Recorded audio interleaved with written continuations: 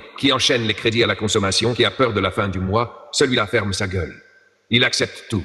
Les heures supplémentaires non payées, la baisse du pouvoir d'achat, la destruction de sa santé, la précarité de son emploi. Parce que le lendemain, il doit encore manger. La pauvreté organisée commence très tôt.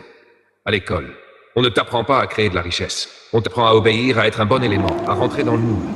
On t'inculque que réussir va diplôme, plus CDI, crédit, plus consommation. On te cache que ce chemin mène directement à la cage. Puis viennent les premières dettes étudiantes, le premier prêt voiture, le premier crédit immobilier sur 25 ou 30 ans. Une vie hypothéquée avant même d'avoir vécu. Et là, le piège se referme avec une douceur diabolique. Les salaires stagnent depuis des décennies, pendant que l'inflation réelle, celle de l'alimentation, du logement, de l'énergie, explose. Coïncidence? Non. C'est mathématique. C'est politique. C'est voulu. Chaque année, on te vole un peu plus de ton pouvoir d'achat, et chaque année, on te propose plus de crédit pour compenser. Tu gagnes 2000 €, on va t'en prêter 50 000 pour acheter une voiture que tu n'as pas les moyens d'entretenir. Tu gagnes 3000?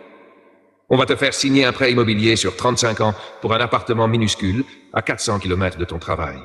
Tu deviens esclave de ta propre survie. La classe moyenne appauvrie est le carburant parfait du système. Elle consomme. Elle consomme désespérément.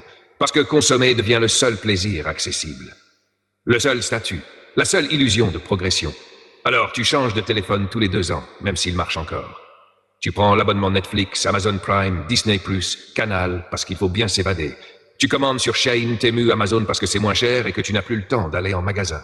Chaque achat est une petite dose de dopamine qui masque la misère croissante. Pendant ce temps, ton compte en banque est en permanence au bord du gouffre. Le moindre imprévu, une réparation de voiture, une maladie, une rentrée scolaire, te jette dans les bras des organismes de crédit. Et eux, ils se frottent les mains. Taux d'intérêt, frais de dossier, assurance obligatoire, pénalité de retard. Ils savent que tu vas payer, parce que tu n'as pas le choix. Parce que si tu ne paies pas, c'est la spirale.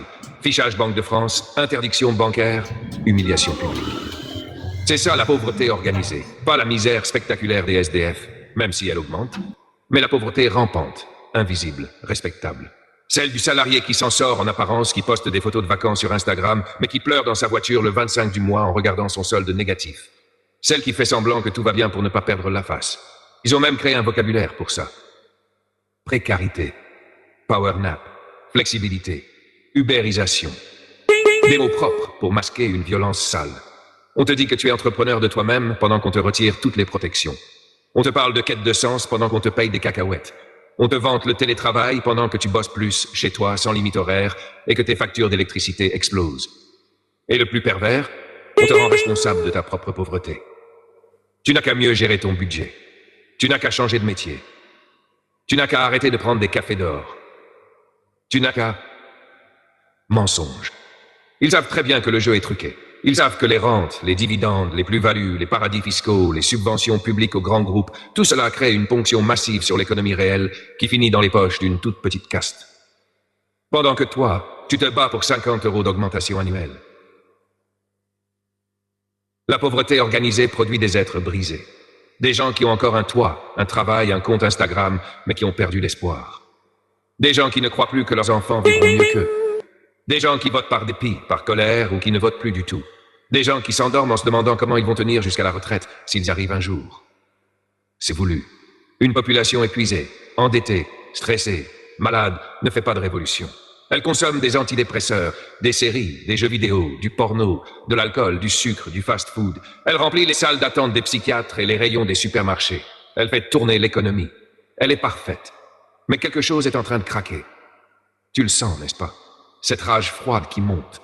Cette lucidité douloureuse quand tu comprends que tes parents ont vécu mieux avec un seul salaire, une maison, 2 voitures et des vacances. Cette nausée quand tu réalises que tu travailles plus que ton grand-père pour vivre moins bien.